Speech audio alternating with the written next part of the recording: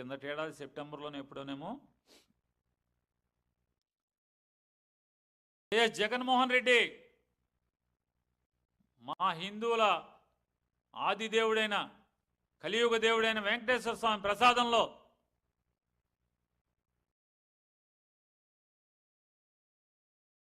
పశువుల కొవ్వు కలిపావు, పంది కొవ్వు కలిపావు,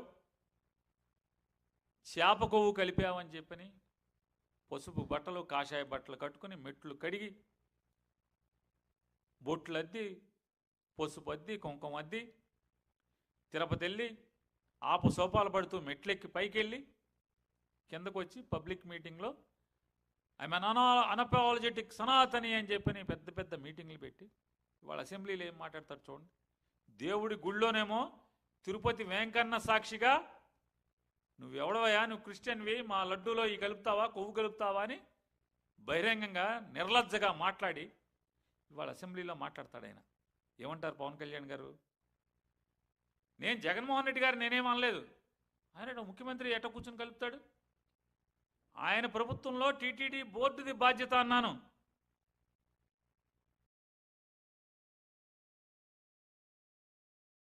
హిందూ సాంప్రదాయమా ఇది అంటున్నా, హైందవ ఆచారమా ఇది? ఇంత నిర్లజ్జగా పచ్చిగా ఈ రకంగా మీరు మాట్లాడటం.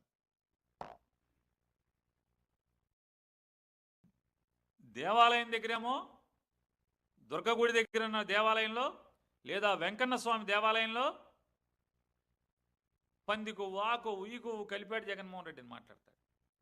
ప్రజా దేవాలయంలో నేను అన్నానా జగన్మోహన్ రెడ్డి గారిని అని మాట్లాడతాడు. ఈయన చాలా నిక్కచ్చిగా మాట్లాడతాం, మన బలహీనత అదే అని మాట్లాడుతున్నాడు. చూడండి ఏ పార్టీ నిక్కచ్చు అయింది.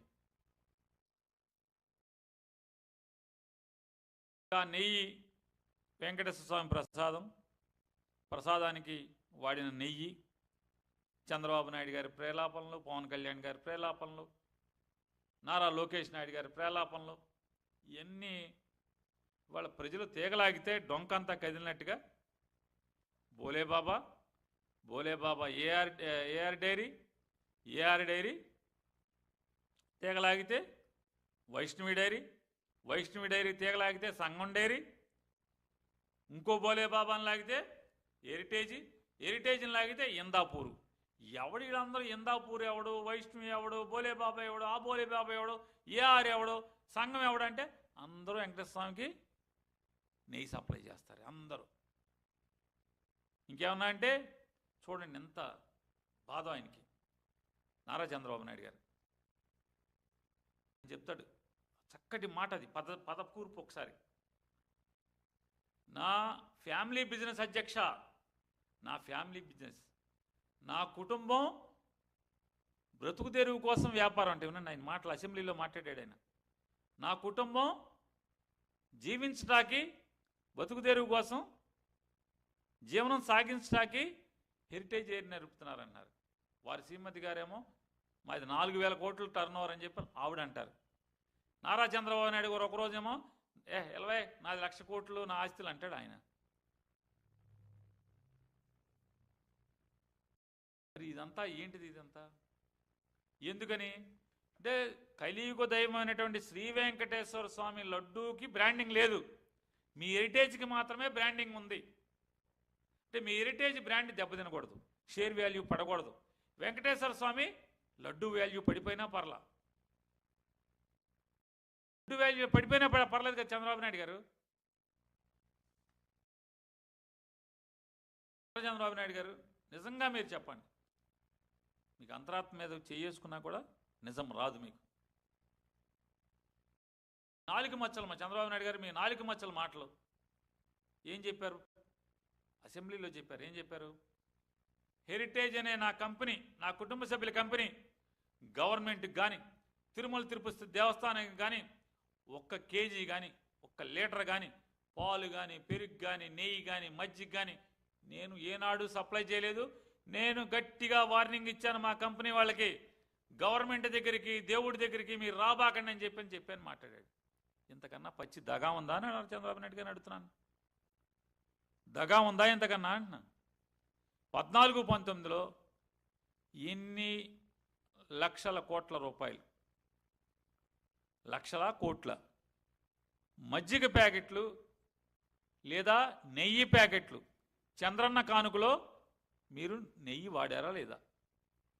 హెరిటేజ్ నెయ్యి సప్లై ప్రజలకు పంచిపెట్టారా, పంచలేదా? చెప్పండి. అలాగే మీ కంపెనీకి సంబంధించినటువంటి మిగతా వస్తువులు దాంట్లో ఉన్నాయా లేవా? అలాగే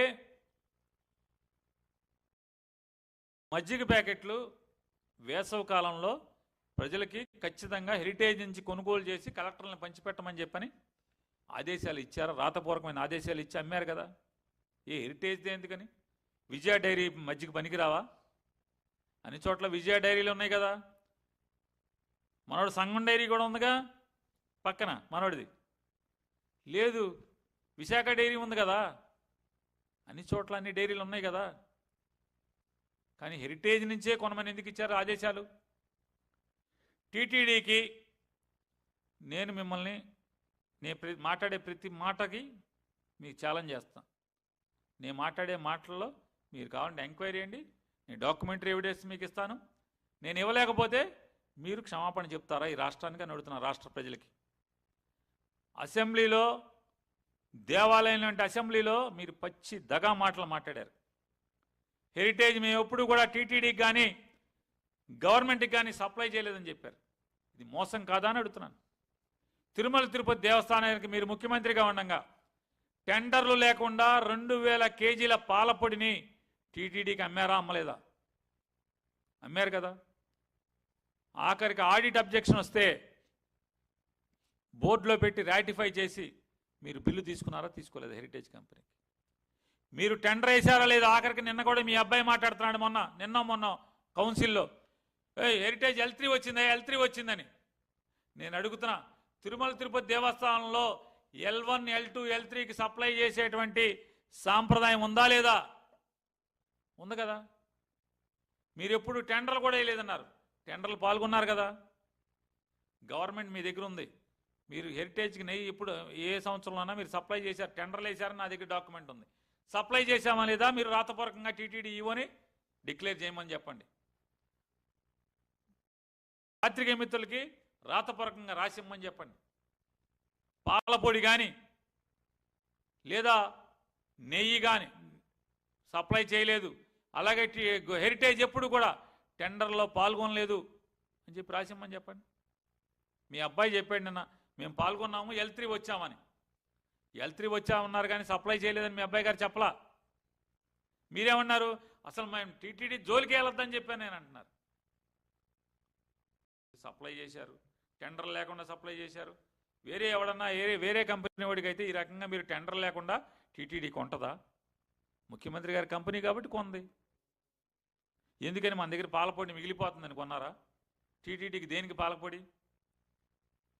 ఇవన్నీ మాట్లాడుతుంటే నిన్న కౌన్సిల్ మొత్తాన్ని లోకేష్ గారి సారథ్యంలో పచ్చి అబద్ధాలతో ప్రతిపక్షాన్ని తన అబద్ధాలతో ఎదుర్కొంటానికి ప్రయత్నం చేసినటువంటి పయ్యావుల కేశవ్ గారు, ఎందుకయ్యా పాత విషయాలు, హిస్టరీ ఎందుకు? ఇదేంటి హిస్టరీ ఎందుకు, పాత విషయాలు ఎందుకంట? మాట్లాడింది ఎవరు? మాకు సంబంధం లేదని మాట్లాడింది ఎవరు?